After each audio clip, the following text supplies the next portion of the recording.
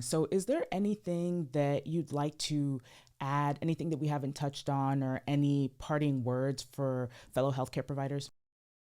I think the only thing I will add into the conversation is this whole idea of brain health that is being spoken about at the conference. And that then links back to the research in my PhD that's been completed a few months ago now, which is awesome.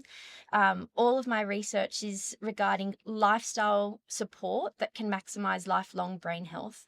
And through presentations that are being promoted here and sessions at the CMSC conference, a few of the papers that we've published have been cited, which is awesome. So that's going international, but the whole picture of it. And I think I tried to get that from a few of these case studies where I'm talking about calling on other allied health professions to support MS care.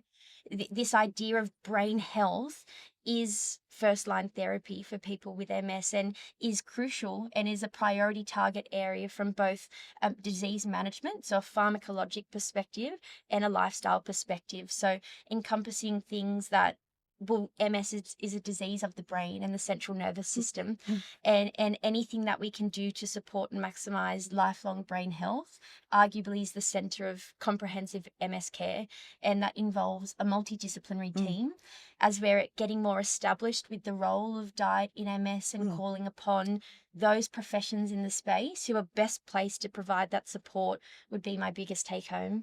And we do have work to do. There is catching up to do. So the evidence for the diet disease relationship in multiple sclerosis, it's building, Mm. but it's not there yet. So we talked about that large body of evidence that underpins and informs dietary guidelines. Clearly, they don't come from nowhere. We can't make recommendations to the general public without a large body of evidence. We need a similar large body of evidence for diet and MS. It's fascinating and it's wonderful and it's so exciting to hear a lot of that research is being done. So we're working on it, but we do have catching up to do. So while at this point in time we're recommending that people are not following restrictive eating Mm. patterns, it's important that the research continues into those eating patterns as well because we don't want to miss anything. So if something does emerge, obviously we want to catch it. Yeah, So we had that yeah, conversation yesterday. We're a little bit behind in the timing compared to other established areas like exercise, and that's okay. I think every area of behavior change starts somewhere. yeah. We've got a little way to go, and I think we've got a long way to go in still promoting our role and how we can support patients at the center living with MS.